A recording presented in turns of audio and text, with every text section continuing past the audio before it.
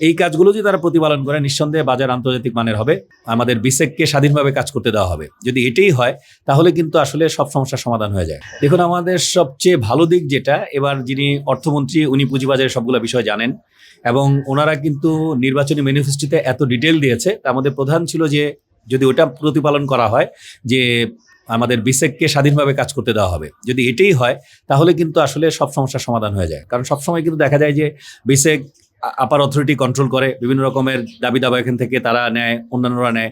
তো সেই হিসাবে বিসেক যদি স্বাধীনভাবে কাজ করতে পারে নিঃসন্দেহে বাজারের জন্য ভালো হবে। এবং বিগত 15 বছরের যেই অনিয়ম বা কারসাজির যে বিচার করার যে কমিটমেন্ট ইশতেহারে আছে বিএনপির সরকারের, তো নিঃসন্দেহে এটাতে কিন্তু আমরা দেখেছি বিগত যেই টাইমটা আমরা ইন্টারিম টাইম ছিল ওখানে কিন্তু বেশ কিছু প্রায় 1600 কোটি টাকার মতো ফাইন বিভিন্ন কিছু কারসাজির মাধ্যমে কিন্তু এসছে। তাহলে এই ফাইনের যেই প্রস্তাবনাটা এসছে তাতে কিন্তু আমরা বলতে পারি যে কারসাজির কাজ কিন্তু চলমান। এবং অন্যান্য যেই জায়গাগুলোতে তারা সংস্কার প্রস্তাবনা রেখেছে তার মধ্যে বলছে ব্লক চেইন টেকনোলজির মাধ্যমে ডাটা সেফটি সিকিউরিটি, বা তার মধ্যে বিনিয়োগ শিক্ষাকে আরো ছড়িয়ে দেওয়া বাড়ানো। বিকাশ পেমেন্টে 10,000 টাকার বেশি অফার, শপিং চলছে তো।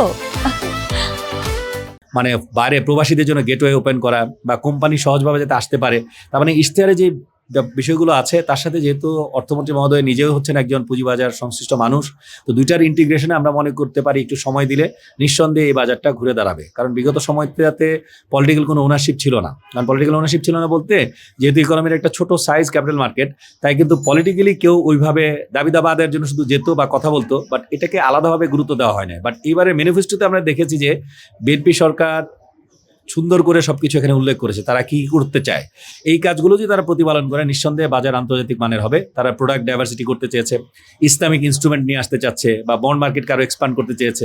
শুধুমাত্র ইকুইটি নির্ভরতা হবে না, তাহলে ইকুইটি বন্ড সহ সার্বিকভাবে তাদের যে ইশতেহারে যেই পয়েন্টসগুলো আছে সবগুলো পয়েন্টসকে যদি বাস্তবায়নের লক্ষ্যে আস্তে আস্তে কাজ করে, নিঃসন্দেহে আমরা বলতে পারি যে এই 5 বছর পর আমরা বলতে পারবো পুঁজিবাজার একটা আন্তর্জাতিক মানদণ্ডে উন্নীত হয়েছে।